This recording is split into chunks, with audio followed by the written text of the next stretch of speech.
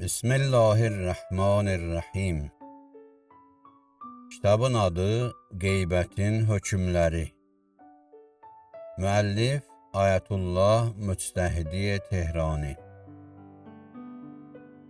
Həmd və sitayiş möminə ehtiramı vacib etmiş, onun qeybətini haram buyurmuş və belə bir qeybəti qardaş cəsədini yeməyə bərabər tutmuş Allaha məxsusdur. Salam olsun Allahın məxluqatının ən üstünü olan son Peyğəmbər Məhəmməd Mustafaya sallallahu aleyhi və alihi və səlləm.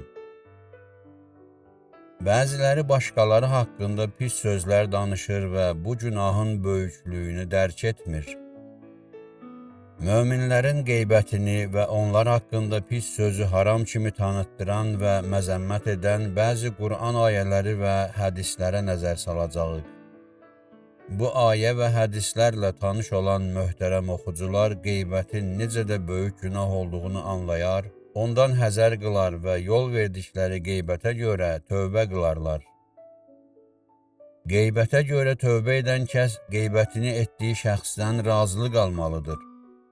Əlbəttə ki, qeybəti olunan şəxsdən razılıq alınması fəsada səbəb olmamalıdır.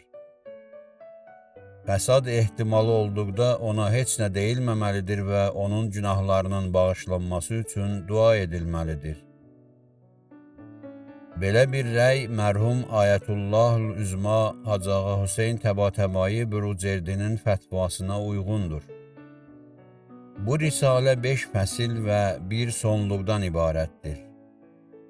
Birinci fəsil, qeybətin həqiqəti və mənası. İkinci fəsil, qeybətin haram olmasının dəlilləri. Üçüncü fəsil, qeybət xəstəliyinin müalicə yolları. Dördüncü fəsil, qeybətə icazə verilən məqamlar. Beşinci fəsil, qeybətin və digər günahların tövbəsi. Sonluq, dilə aid günahlar. Birinci fəsil, qeybətin həqiqəti və mənası. Rəvayətlərdən belə məlum olur ki, qeybət dedikdə 12 imamçı Şiə haqqında xalqa onu narazı salacaq sözlər demək nəzərdə tutulur.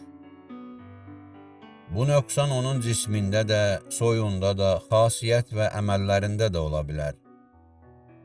Bir şəxs haqqında kordur, kardır, topaldır, bəstəboydur, uzundur, qaradır, ayı kimidir, narkomana oxşayır demək cismə aid olan qeybətlərdəndir. Bir şəxs haqqında filan günahkarın, filan fəhlənin, filan xəbisin oğludur deməklə soya bağlı qeybətlərdəndir. İnsanın danışıq və əməlləri haqqında deyilənlər də qeybətdir. Bir şəxsin əxlaqsız, paxıl, təkəbbürlü, zalım, riyakar, vəzifəpərəst, oğru, çox danışan olduğunu demək qeybət sayılır. Bir insanın libası, evi, əşyaları haqqında deyilənlər də qeybət sayılır. Məsələn, bir insanın evini Yəhudi evinə oxşatmaq qeybətdir. Yuxarıda deyilənlər qarşıda sadalayacağımız rəvayətlərə əsaslanır. 1. Həzrəti Peyğəmbər sallallahu aleyhi və alihi və səlləm buyurmuşdur.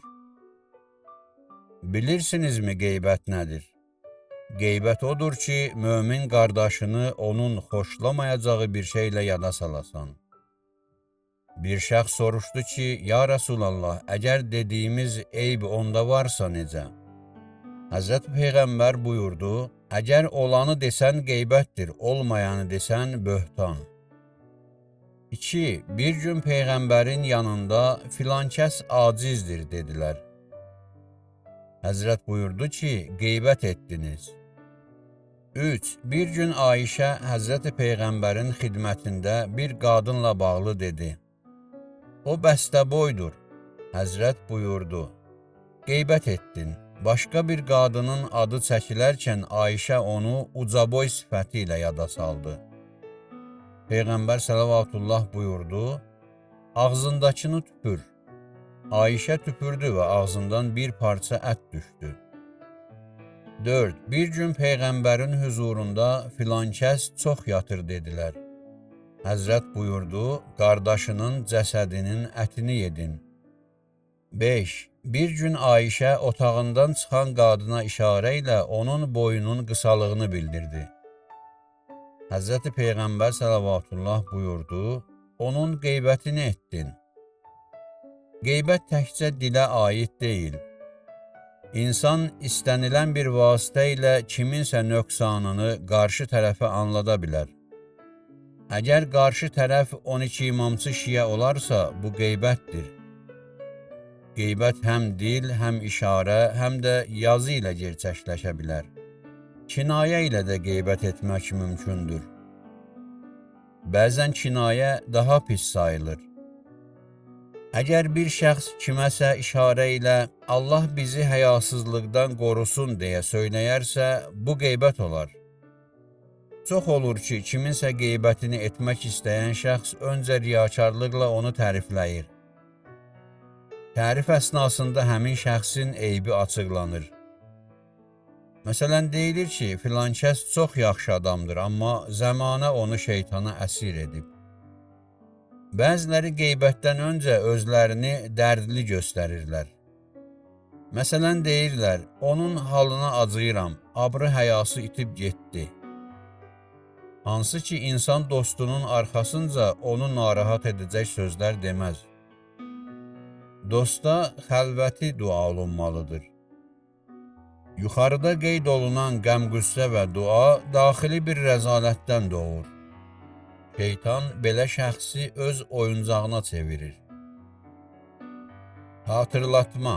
Bir çoxları müsəlmanın qeybətini eşidərkən etiraz etmirlər. Belələri qeybət edənin günahına şərikdir. Bu mənanı təsdiqləyən hədis 2-ci fəsildə bəyan olunacaq. Qeybət eşidən şəxs qəlbən bu işə narazı olmalı və qeybətin qarşısını almalıdır.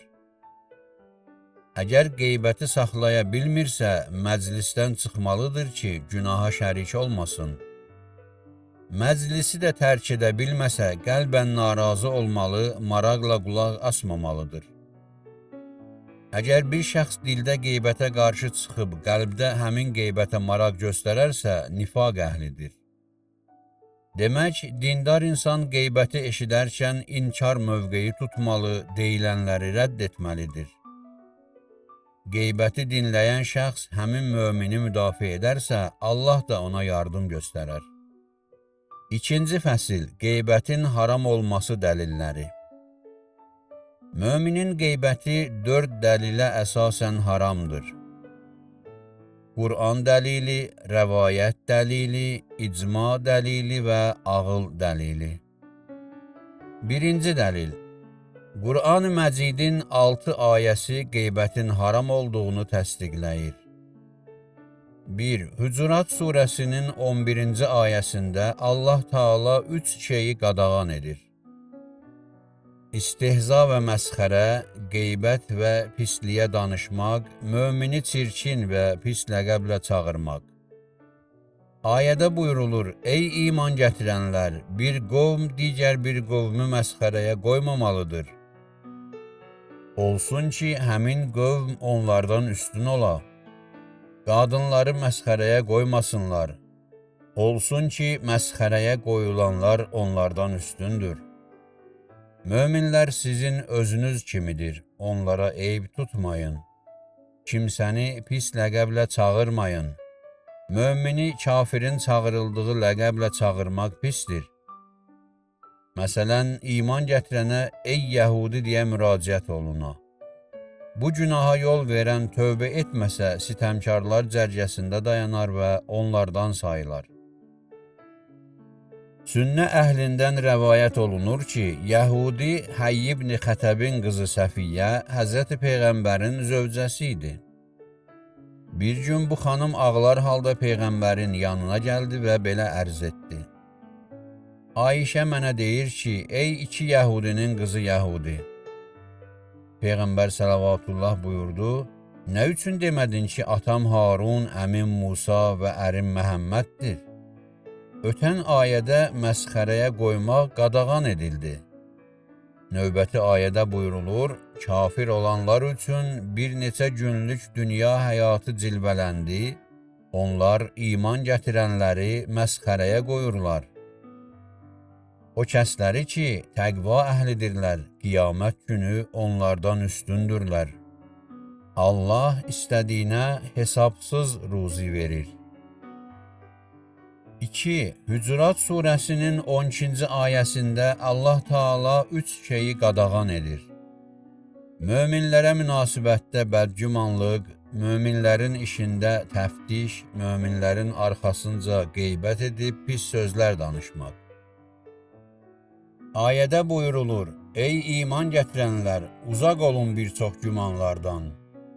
Çünki bəzi gümanlar günah və din qardaşına münasibətdə bədgümanlıqdır. Rəvayətdə nəql olunur ki, Həzrəti Peyğəmbər mömin qardaşınıza münasibətdə xoş güman olun deyə buyurmuşdur. İmam Sadiq əleyhissalamdan nəql olunmuş rəvayətdə bildirilir ki, mömin qardaşın işində pisliyə əmin olmayınca ona qarşı bədgüman olma. Ayənin davamında buyurulur, mömin qardaşının eyblərini araşdırma, işlərini təftiş etmə. İmam Sadiq əleyhissalam buyurur, Həzrəti Peyğəmbər sələvatullah buyurmuşdur, möminlərin büdrəmələrini araşdırmayın, kim mömin qardaşına eyb axtarsa, Allah onda eyb axtaracaq. Allahın eyb axtardığı kəs isə rüsvay olacaq. Ayənin tərcüməsinin davamı. Biriniz o birinizin qeybətini etməyin və arxasınca danışmayın. Gizli eybi faş etməyin.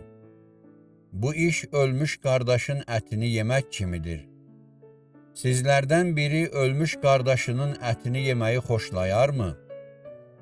Şübhəsiz bu işdən ikrah duyursunuz və ağlınız bu işin pis iş olduğuna hökm edir. Beləsə Allahdan qorxun, belə bir günaha yol verməyin. Belə bir iş gördükdə dərhal tövbə qılın. Allah sizin tövbənizi qəbul edər, mərhəmət buyurar. 3. Allah kimsənin haqqında pis söz deyilməsini dost tutmur. Yalnız pisliyə danışan, zalımdan şikayətlənən məzlum istisnadır. Allah sizin pis sözlərinizi eşidir və cəzanızın qədərini bilir. Rəvayətdə nəql olunur ki, bir şəxs Peyğəmbərin hüzurunda Əbu Bəkrə pis sözlər dedi. Birinci və ikinci dəfə səbr edən Əbu Bəkr nəhayət cavab verdi. Həzrəti Peyğəmbər ayağa qalxıb məclisi tərk etdi. Peyğəmbərdən gedişi haqqında soruşduqda buyurdu. Nə qədər ki, Əbu Bəkr cavab vermirdi, onun əvəzinə mələk danışırdı. Əbu Bəkr cavab verən kimi mələk getdi və şeytan gəldi. Şeytan olan yerdə qalmaq istəmədim. 4. Vay olsun iman əhlinin qeybətini edən müsəlmanlar arasında söz gəzdirənin halına. Bəzi alimlər qeyd edirlər ki, ayədə işlənən hüməzə dedikdə başqalarının başında, əlində və gözündə olan eybə işarə edənlər nəzərdə tutulur. Başqalarının eyblərini dilə gətirənlər isə lüməzə adlanır. Başqalarında eyb axtarmaqda, onları məzəmmət etməkdə məqsəd çox vaxt qürur olur. Bəziləri var dövləti ilə fəxr edib özünü yüksək tutur. Ayənin təfsirində qeyd olunur ki, hüməzə başqalarına tənə etmək, lüməzə möminlərin arxasınca pis sözlər danışmaqdır. 5. Ey Peyğəmbər, haqq və ya batil üçün and içənlərlə razılaşma. Onlar öz yalanları ilə xalq arasında rüsvaydırlar. Qeybət edənlərlə, tez-tez xalq haqqında pis söz danışanlarla, söz gəzdirənlərlə, paxıl, zalım və günahkarlarla razılaşma. Ayədən məlum olur ki, qeybət edən şəxslə bir araya gəlmək olmaz. Onun pis sözlərini dinləmək qadağandır. İnsan haqqında danışılan şəxsi müdafiə edib deməlidir. Siz səhv edə bilərsiniz, həmin şəxsin başqa məqsədi ola bilər. Belə ki, mömin qardaşınızı gücünüz həddində müdafiə etməlisiniz. Həzrət Peyğəmbər sələvatullah buyurmuşdur, bir şəxsə müsəlman haqqında qeybət olunsa, həmin şəxs haqqında danışılana yardım göstərə bilər. Yəni onu müdafiə edib haqqında deyilən pis sözləri inkar edər. Allah Taala belə bir insana dünya və axirətdə yardım göstərər. Əgər qeybəti edilənə yardımı tərk etsə, Allah da onu dünya və axirətdə öz yardımlarından məhrum edər.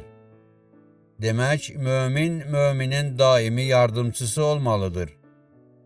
Digər bir rəvayətdə nəql olunur, mömin, müminin qardaşıdır və ona yardımı tərk etmir. 6. Həqiqətən möminlər haqqında pis söz yaymaq istəyənləri dünya və axirətdə ağrılı əzab gözləyir.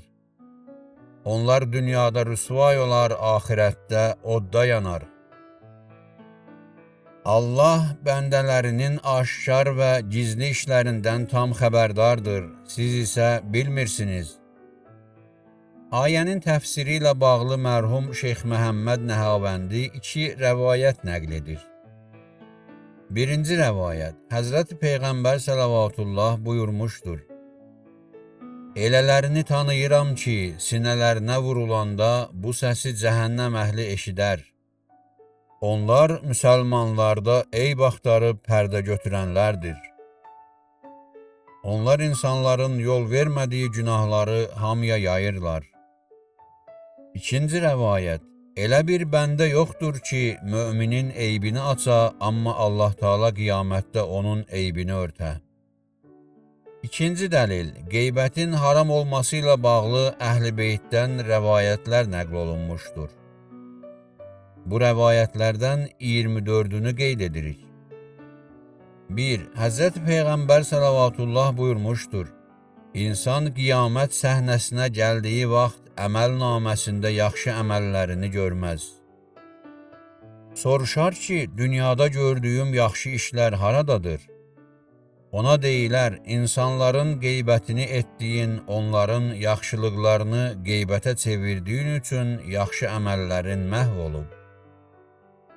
2. Həzrət Peyğəmbər sələvatullah buyurmuşdur, Qiyamət günü bir şəxs səhnəyə gətirilər və Allah Taalanın huzurunda əməl naməsi ona verilər. Həmin şəxs əməl naməsində yaxşı əməllərini görməyib deyər, Pərverdigara, bu mənim əməl naməm deyil. Ona deyilər, Allah Taala sənin zərrəcə yaxşı əməlini unutmaz.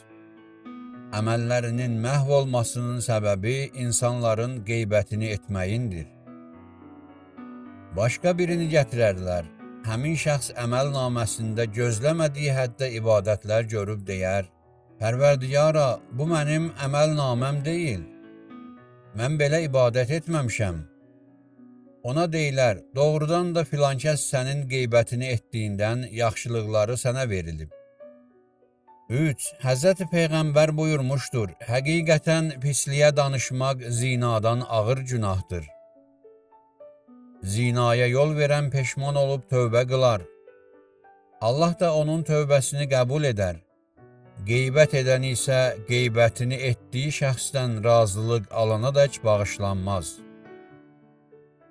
4. Həzrət Peyğəmbər buyurmuşdur, möminlərin arxasınca danışmaqdan çəkinin. Çünki qeybət və pisliyə danışmaq zinadan ağır günahdır. Zinaya yol verən peşman olub tövbə qılır, Allah da onun tövbəsini qəbul edir. Amma qeybət edən şəxs qeybətini etdiyi adamdan halallıq alanadək bağışlanmır. 5. Həzrət Peyğəmbərdən nəql olunmuşdur ki, bir gün Həzrət öz xütbəsində sələmi yada saldı. Peyğəmbər sələmin ağırlığından danışıb buyurdu, həqiqətən ribadan gələn bir dirhəm 36 zinadan ağırdır. Ribadan da ağırı bir şəxsi hörmətdən salmaqdır. 6. Həzrət Peyğəmbər buyurmuşdur, Müsəlman kişi və qadının qeybətini edən şəxsin 40 gün namaz və orucu qəbul deyil. Yalnız qeybəti olunan şəxs bağışladıqdan sonra ibadət qəbuldur. 7. Həzrəti Peyğəmbər buyurur, bir şəxs mömin qardaşında olan eybi arxasınca dilə gətirərsə, Allah Teala bu iki şəxsi behişdə bir araya gətirməz. Əgər mömində olmayan bir səciyyəni dilə gətirərsə, onlar arasındakı iffət qət olar, qeybət edən şəxs daim cəhənnəm odunda qalar. 8. Həzrəti Peyğəmbər buyurur, pisliyə danışmaqla insanların ətini yeyən bir şəxs halalzadə olduğunu düşünürsə, yanılır. Xalqın arxasınca pis sözlər danışmaqdan çəkinin. Qeybət və pis danışıq cəhənnəm itlərinin yeridir. 9. Həzrəti Peyğəmbər buyurur, mömin qardaşının pisliyinə, onun eyblərini açmağa doğru hərəkət edən kəs atdığı ilk addımda cəhənnəmdədir. Yəni ilk addımdan Allah Teala'ya qarşı çıxmışdır. 10. Həzrəti Peyğəmbər buyurur, həqiqətən insanların arxasınca pisliyə danışmaq hər bir müsəlmana haramdır. Həqiqətən od çırpını yediyi tək pis danışıq yaxşılıqları yeyir. Mərhum Şeyx Mürtəza Ənsari Məkasib kitabının qeybət fəslində yaxşılıqların yeyilməsi ifadəsi ilə bağlı buyurur, yaxşılıqların yeyilməsi dedikdə onların aradan qaldırılması nəzərdə tutulur.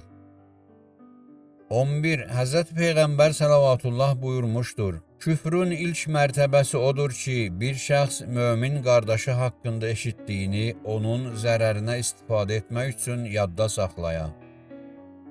Belələri üçün axirət payı yoxdur. 12. İmam Sadiq əleyhissalam buyurur, ata-babalarım nəql edir ki, Əmir-əl-Möminin əleyhissalam buyurmuşdur, həqiqətən Allah mömini kiçildən bir şeyi iki gözü ilə görüb, iki qulağı ilə eşidib danışan şəxs haqqında buyurmuşdur. İman gətirənlərin pisliklərini ifşa edib yayanlar üçün ağrılı əzab var. 13. Allah Teala Həzrəti Musaya vəhy etdi ki, möminin arxasınca pis sözlər danışan kəs tövbə etsə, behişdə sonuncu daxil olar. Möminin pisliyinə danışan halda dünyadan gedən isə cəhənnəmə birinci daxil olar. 14. Qeybəti olunanın günahları bağışlanar. 15. Həzrəti Əli əleyhissalam buyurmuşdur, bir-birinizə həsəd aparmayın, qəzəblənməyin, pisliyə danışıb qeybət etməyin. Siz Allah bəndələri bir-birinizə qardaş olun. 16. Nəql olunur ki, bir şəxsin əməl naməsi əlinə veriləndə namədə gördüyü yaxşılıqları yada sala bilməz. Nə qədər düşünərsə anlamaz ki, bu işləri nə vaxt görüb. Ona deyilər ki, bu yaxşılıqların səbəbi insanların sənin qeybətini etməsidir. 17. Həzrəti Peyğəmbər buyurmuşdur, bir şəxs Ramazan ayında bir müsəlmanın qeybətini etsə, tutduğu oruca əvəz verilməz. 18. Həzrəti Peyğəmbər buyurmuşdur, qeybət və pisliyə danışıq məclisi abad yox, xarab edər. Qulaqlarınızı qeybətdən qoruyun, həqiqətən qeybət edən və onu dinləyən şərikdir. 19. Əmir-əl-Möminin əleyhissalam buyurur, həqiqətən üç şey qəbr əzabına səbəb olar. Söz gəzdirmək, qeybət etmək, yalan danışmaq. 20. Həzrəti Peyğəmbər buyurmuşdur, həqiqətən hifz edən mələk əməli yuxarı qaldırdığı vaxt bu əməl müqabilində günəş nuru kimi bir nur qərar verilər. Nəhayət bu nur səmaya çatar və mələk onu artırıb xalisləşdirər. Əməl keçməli olduğu qapıya çatdıqda gözətçi deyər, bu əməli sahibinin üzünə çırpın. Mən qeybəti olunan şəxsəm, Rəbbim mənə əmr edib ki, qeybət edənin əməlini səmaya buraxmayım. Yəni qeybət edənin əməli məndən ötüb Allaha tərəf ucalmasın.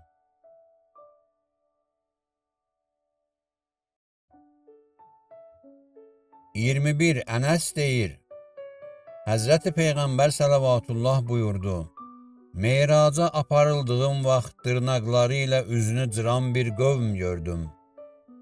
Cəbraildən soruşdum ki, onlar kimdir? Dedi, onlar başqalarının qeybətini edənlər, xalqın abır həyasını aparanlardır. 22. Bərra deyir, Peyğəmbər buyurdu: Ey dildə iman gətirib qəlbən iman gətirməyənlər, müsəlmanların pisliyinə danışmayın, möminlərin eybini araşdırmayın. Müsəlman qardaşında eyb axtaran kəsdə Allah Taala eyb axtarar. Allahın eyb axtardığı kəs evində gizlənsə belə hörmətdən düşər. 23. Ənəs deyir, Süleyman ibn Cabir deyirdi: Həzrəti Peyğəmbərin yanına gedib ərz etdim. Mənə elə bir yaxşı şey öyrət ki, Allah Taala tərəfindən mənfəət götürüm. O Həzrət buyurdu, əvvəla yaxşı işləri kiçik sayma, çünki Allahın razılığı yaxşı işlərdədir. Hətta həmin yaxşı iş su istəyənin qabına su tökməkdən ibarət olsa belə. İkincisi, iman qardaşlarınla xoş rəftar ol. Üçüncüsü, səndən uzaqlaşan yoldaşın haqqında pis söz danışıb onun qeybətini etmə. 24. Həzrəti Peyğəmbər buyurmuşdur: Namazı düzgün olan, ailəsi böyük, var dövləti az şəxs müsəlmanların qeybətini etməsə, yanaşı barmaqlar kimi behişdə mənimlə olar. Müsəlmanın öz eybindən xəbərsiz qalıb din qardaşında eyb axtarması, onun nöqsanlarını xalqa açıqlaması necə də pisdir. Nə üçün öz gözündə tir görməyən, iman qardaşının gözündə çöp axtarır? İnsanlar öz eyblərindən qəflətdə qalıb, başqalarının eyblərinə o qədər məşğul olurlar ki, hətta namaz qılmayan, saqqalını qırxıb, qızıl üzük taxan şəxs də ətrafdakıları dinsizlikdə suçlayır. Durarus Sunniyyə kitabında İbrahim ibn Ədhəmdən belə nəql olunur. İbrahim ibn Ədhəm deyir, bir gün zahirən övliya olduğu hiss edilən bir neçə qonağım gəldi. Mən vaxtı qənimət bilib onlara dedim ki, sizin kimi Allahdan qorxmağım üçün mənə tövsiyə verin. Dedilər, sənə bir neçə nəsihət veririk. 1. Çox danışan insan qəlbindən yumşaqlıq gözləməsin. 2. Çox yatan insan gecələr ibadət umacağında olmasın. 3. Xalqla çox ünsiyyətdə olan şəxs ibadətdən şirinlik gözləməsin. 4. Zalımlarla rabitədə olan şəxs möhkəm əqidə umacağında olmasın. 5. Xalqın qeybətini edib pisliyinə danışan, yalana adət verən insan dünyadan imanla gedəcəyini gözləməsin. 6. Xalqın razılığını qazanmaq istəyən Allahın razılığından ümidini üzsün. Bu tövsiyələri qısa şəkildə demək istəsək, bildirməliyik ki, yəni az danış, az yat, az ünsiyyətdə ol, zalımla dostluq etmə, qeybət etmə, yalan danışma, Allahın razılığına önəm ver. İbrahim ibn Ədhəm deyir, qonaqların nəsihəti haqqında düşündüm və bu nəsihətlərdə əvvəlin və sonun elmini gördüm. Bu 6 tövsiyəyə əməl edən şəxs Allahdan qorxar və bir daha günaha üz tutmaz. Az danışmaq, az yatmaq, günahkarlarla az ünsiyyətdə olmaq, zalımdan uzaq qalmaq, qeybət etməmək və yalan danışmamaq, Allahın razılığını xalqın razılığından üstün tutmaq. Üçüncü dəlil, qeybətin haram olmasının üçüncü dəlili alimlərin yekdil rəyidir. İslam alimlərindən heç biri qeybəti və pis danışığı caiz saymamışdır. Yalnız bir neçə məqam istisnadır.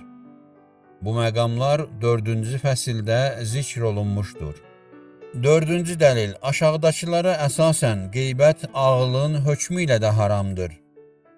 1. Özünə münasibətdə qeybətə razı deyilsənsə, başqasının da qeybətini etmə. 2. Təfriqə və ayrılığa səbəb olan işə yol verilməməlidir. 3. Faydası olmayan, zərərli işə yol vermə. Qeybət insanları hörmətdən salır, möminlərin qəlbində bir-birinə qarşı məhəbbəti puça çıxarır, nifaq yaradır. Demək, ağıl hökm edir ki, insan bu ləzzətsiz günahdan uzaq olsun və bu yolla əbədi əzabdan qurtulsun. Sarımsaq üz tutub bir gün soğana, dedi dözmək olmur sənin qoxuna. Soğan dedi, zəhər yağır sözündən, ay yazıq, xəbərin yox özündən. Qızıl gül bilirsən özünü yoxsa, bəlkə ətir duyur kim sənə baxsa. Gəl öymə özünü, qohumsan bizə, məndən də betərsən qalarsa düzə. 3-cü fəsil. Qeybət və pisliyə danışıq xəstəliyinin müalicəsi.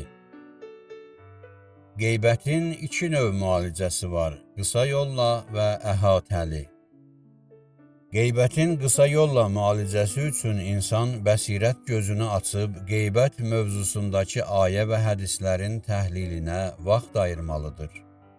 Allahın qəzəbini və qiyamət gününün əzabını yada salmaq, qeybətin dünyəvi zərərlərini xatırlamaq lazımdır. Qeybət qarşı tərəfin qulağına çata bilər və arada düşmənçilik yaranar. Qarşı tərəf də eyni cür cavab verib qeybətə əl atsa, buna razı olmazsan. Özünə qıymadığını başqasına qıymamaq insanlıq vəzifəsidir. Bundan sonra insan dilini gözləyər və danışmazdan öncə yaxşıca fikirləşər. Bu yolla qeybəti tədricən tərk etmək olar. Qeybətin əhatəli müalicəsində öncə qeybətin səbəblərini müəyyənləşdirmək lazım gəlir. Qeybətin bir sıra səbəbləri var.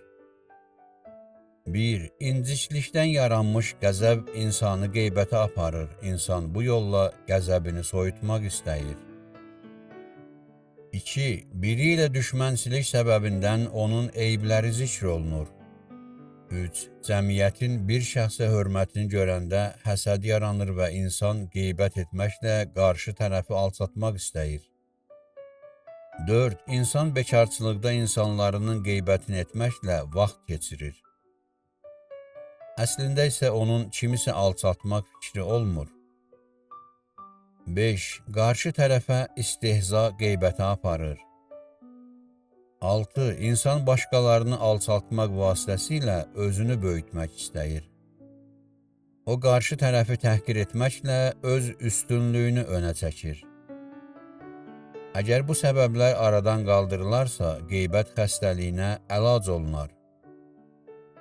7. Bir pis işdə günahkar olmadığını sübuta yetirmək üçün insan qarşı tərəfi alçatmaq istəyir. 8. Öz günahını yüngülləşdirmək üçün başqalarının da bu günaha yol verdiyini önə çəkən insan qeybətə aludə olur. Məsələn, haram mal yeyən biri başqalarının da haram yediyini izhar edir. Belə bir üzr günahdan da pisdir. Bu sayaq qeybətdə nəinki insan günahdan yaxa qurtarmır, hətta başqa bir günaha da batır. 9. Dostlarla bir araya gəlmək də qeybət səbəbindəndir. Dostlar bir şəxsin qeybətini edərkən onlarla həmrəylik xatirinə insan qeybətə yol verir. Belə bir vəziyyətdə qeybət edən şəxs insanların razılığını Allahın razılığından üstün tutur. 10. Kiminsə sənin haqqında pis söz danışacağını güman edib onu qabaqlamaq istəyirsən və eyblərini sadalayırsan. Bu yolla qarşı tərəfin deyəcəyi sözləri təsirsizləşdirmək istəyirsən. Əslində bu işinlə Allah yanında etibardan düşürsən. Çünki zənn-i gümana əsaslanıb kiminsə haqqında pis sözlər danışmaq qeybətdən başqa bir şey deyil. 11. Bəzən insan bir şəxsə hansısa eybinə görə can yandırıb öz təəssüfünü bildirir və beləcə günaha batır. 12. Bəzən birinin eybindən xəbər tutan insan Allahın razılığına xatir öz qəzəbini bildirir. Bir çoxları bu iki qism qeybəti lazımınca qiymətləndirmir.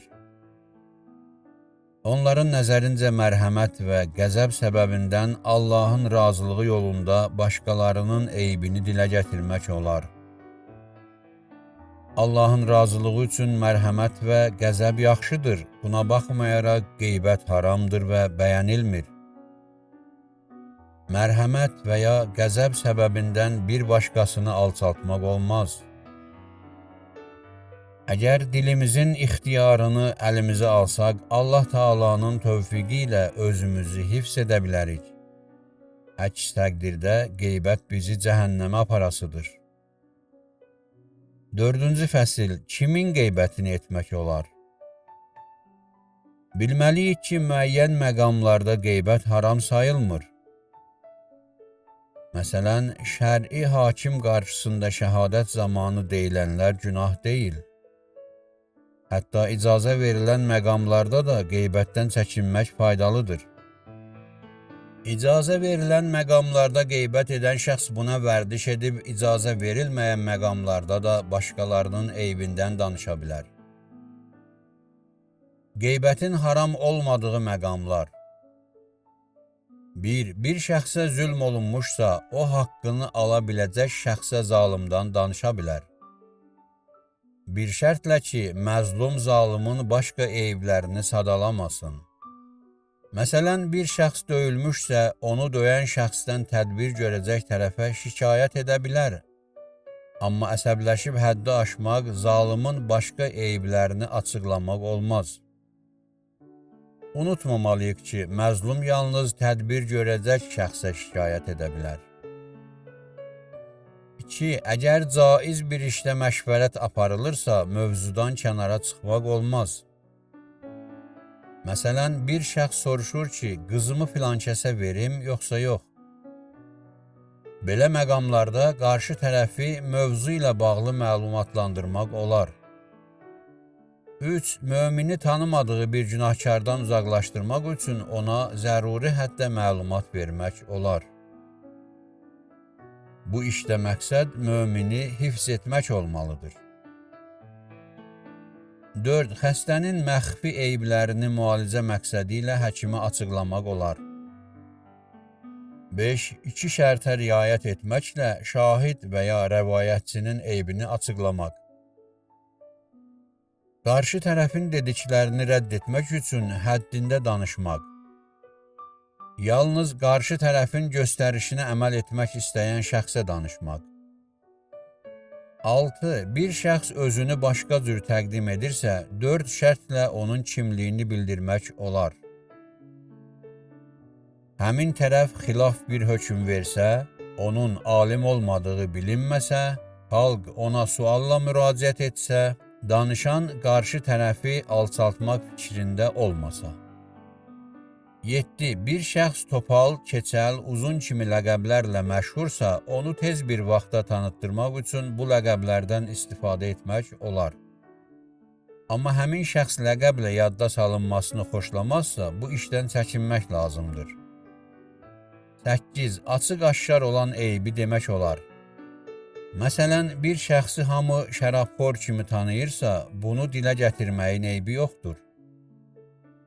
9. Şər'i hakim qarşısında şəhadət vermək vacib olduğu vaxt, tələb olunan həqiqətləri demək günah deyil. Əksinə, şəhadəti gizlətmək qadağandır. 10. Bidətçi və azğın insanlar haqqında danışmaq caizdir. 11. Kafirlərin, din düşmənlərinin qeybəti caizdir. 12. Bir şəxs öz əslini təhrif edirsə, onun kimliyini açıqlamaq haram deyil. Məsələn, bir şəxs özünü tanınmış alimin oğlu kimi tanıtdırırsa, onun yalanını açıqlamaq olar. 13. Kimsənin tanımadığı adam haqqında danışmaq haram deyil. Məsələn, bir şəxs deyirsə ki, bir nəfər qumar oynayırdı, bu haram deyil. 5-ci fəsil. Qeybətə tövbə. Qeybətdən və digər günahlardan tövbə bir neçə ünvanla bəyan olunur. Tövbə bütün xeyirlərin əsası və açarıdır. Günahı tövbədən savayı yüyan bir şey yoxdur. Günahına tövbə qılmayan şəxs sitəmkarlardandır. Qur'an ayələri, hədislər, alimlər icması tövbənin zəruriliyini təsdiqləyir. Tövbə edən şəxs Allahın sevimlisidir. Həzrəti Peyğəmbər sələvatullah buyurur ki, tövbə edən Allahın dostudur. Üsul-i Kafidə İmam Baqirdən belə nəql olunur.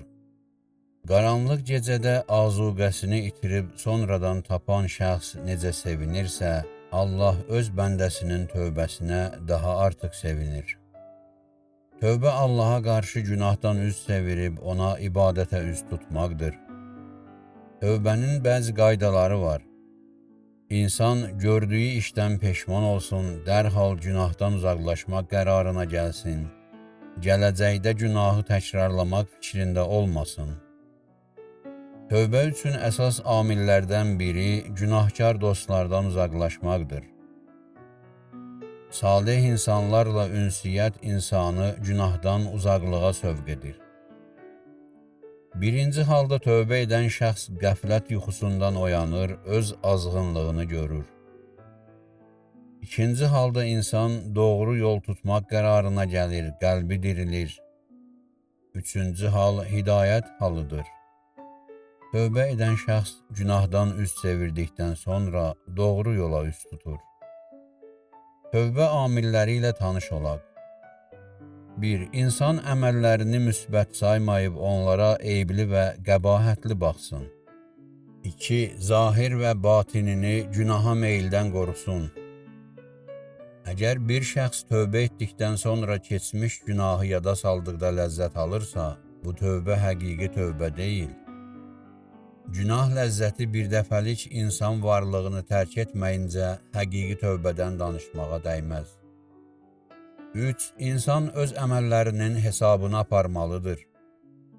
Bilməlidir ki, Allah onun əməllərindən razıdır, yoxsa yox. Əməlləri Allahın razılığına səbəb olduqda şükür etməli, günah olduqda tövbə qılmalıdır. Allah Teala buyurur ki, mən ən üstün şərikəm və məndən qeyrisini şərik tutanı seçdiyi şərikə tapşıraram. 4. İnsan Allahı öz əməllərindən xəbərdar bilməlidir ki, günaha üz tutanda xəcalət çəkib dayansın. Tövbənin müəyyən sütunları var və bu sütunlarsız tövbə qeyri-mümkündür. 1. Vacib əmrləri vaxtında yerinə yetirmək və qadağalardan çəkinmək. Əgər bir şəxs vəzifələrindən xəbərsizsə, dərhal təhsilə başlamalıdır. 2. Buraxılmış əməllərin qəzasını yerinə yetirmək. Qəzası olmayan peşmançılıq çəkib gələcəkdə günaha yol verməsə yetər. 3. Halal qida və libas sorağında olmaq. Bunların insan ruhuna böyük təsiri var.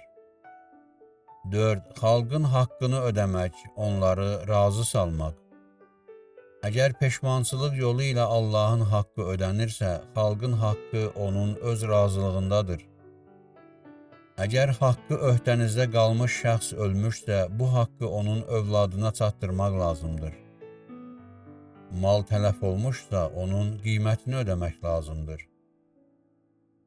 5. Nəfslə mübarizə aparmaq və bir daha günaha qayıtmamaq lazımdır. Əmrləri yerinə yetirmək, haramlardan çəkinmək zəruridir. Bu yolda səbr etmək, razı qalmaq zəruridir. Bu məqamda mərhum Ayətullah Bürucerdinin qeybətlə bağlı buyruqlarını yada salmaq yaxşı olar. Əgər bir şəxs müsəlmanın qeybətini edərsə, vacib ehtiyata əsasən fəsad törətməmək şərti ilə həmin müsəlmandan halallıq istəməlidir. Əgər mümkün olmasa, həmin şəxs üçün bağışlanma diləmək zəruridir. Əgər qeybət yolu ilə qarşı tərəfi alçaltmışsa, imkan həddində bu zərəri aradan qaldırmaq lazımdır. Aşağıda sual-cavab şəklində bəzi məsələlər açıqlanmışdır. Sual: əgər bir şəxs filankəs paxıl və təkəbbürlü adamdır deyirsə, bunun hökmü nədir? Cavab, bu sözləri demək olmaz. Sual, əgər bir şəxs 12 imamçı şiə öldükdən sonra onun arxasınca bir söz deyərsə, hökmü nədir? Cavab, 12 imamçı şiənin ölüsünün arxasınca danışmaq caiz deyil. Sual, bir şəxs İsfahanlılar və ya Qumlular pis adamdır deyərsə, bunun hökmü nədir? Cavab, buna icazə verilmir, hər yerdə yaxşı və pis adamlar var. Ümumi şəkildə bir məntəqə əhlini pis saymaq olmaz. Belə danışmayın. Əgər bir məntəqə əhlindən narazı qalmısınızsa, həmin yerdə bəzilərinin pis olduğunu deyə bilərsiniz. Pərverdigara, bizə eyiblərimizi göstər ki, başqalarının eyiblərini dilə gətirməyək. Qeyd etməliyik ki, qeybətin günahı zinanın günahından ağırdır. Çünki qeybət zinadan daha zərərlidir. Zina edən şəxs özünə zərər vurursa, qeybətin zərəri bütün cəmiyyətədir. Qeybət nəticəsində insanlar arasındakı inam itir, ictimai rabitələr qırılır. Bütün bunlar İslam dininin prinsiplərinə ziddir. İslam ictimai bir dindir və insanlar arasında qardaşlığa səy göstərir.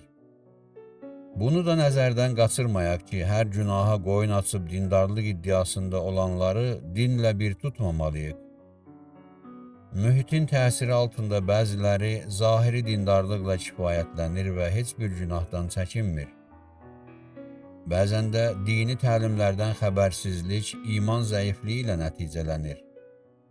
Bu səbəbdən də dini mədrəsələri artırmaq və insanların həqiqi dindarlığı üçün münasib şərait yaratmaq lazımdır.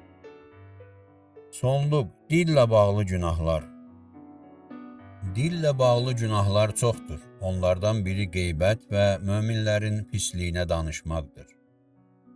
Bu günahın heç bir ləzzəti yoxdur. Az-az adamlar bu günahdan qoruna bilir. Qeybət xəstəliyinə yoluxanlar özünü müalicə etməlidir. İnsan daha çox öz eyibləri haqqında düşünməlidir. Başqasından sizə danışan şəxs sizdən də başqasına danışa bilər. Qeybətçil insandan uzaq olmaq lazımdır. Şeytan və əmmarə nəfsdən Allaha pənah aparaq. Bu amillər insan üçün çox təhlükəlidir. Dil günahlarından biri də yalandır. Yalan hər bir şərin açarıdır. Bəziləri yalana o qədər vərdiş edir ki, bunsuz yaşaya bilməyəcəyini açıqlayır. Bütün bunların səbəbi iman zəifliyidir. Mömin şəxs hansısa mənfəət səbəbindən yalan danışmır. Dil günahlarından biri də küfürdür. Dini müqəddəsliklərə qarşı təhqir, Allah və onun rəsulunun qiyamətin inkarı bu qəbildəndir. Dinin zəruri hökmlərini inkar etmək də küfür sayılır.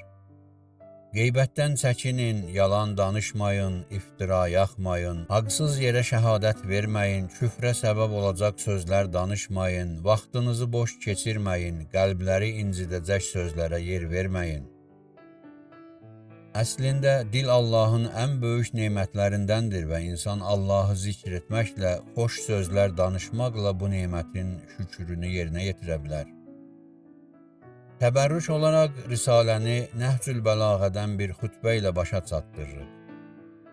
Həzrəti Əli əleyhissalam buyurmuşdur, günahdan çəkinən, Allahın günahdan pəhriz neməti əta olunmuş insanlar günahkarlarla, Allah və onun rəsuluna tabi olmayanlarla mehriban olsalar yaxşıdır. Yəni onların qeybətini etməsinlər, onlara böhtan atmasınlar. Əksinə onların doğru yola gəlməsi üçün çalışsınlar, insanların eybini yaxşılığa dəvət və pisliyə qadağa ünvanında desinlər. İman əhlinə şükür ruhiyyəsi hakim olmalı və onları günahkarların qeybətindən çəkindirməlidir. Bəs mömin qardaşının qeybətini edib, onu yol verdiyi günaha görə qınayanın halı necə olur? Yada salmırmı ki, Allah onun günahlarını örtüb və Allahın bu işi mömin qardaşının qeybətinə səbəb olan günahdan böyükdür? Axı özü günaha batdığı halda başqasını günaha görə necə qınayır? Əgər həmin şəxsin günahından uzaq olmuşsa da, başqa bir günaha yol verib Allaha itaətsizlik göstərmişdir. Olsun ki, həmin günah mömin qardaşın günahından da böyükdür.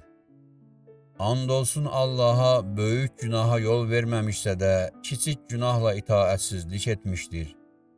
İstənilən bir halda onun xalqın pisliyini dilə gətirməsi yol vermədiyi günahdan daha böyükdür. Ey Allah bəndəsi, başqasında eyb axtarmağa, pisliyini dilə gətirməyə tələsmə.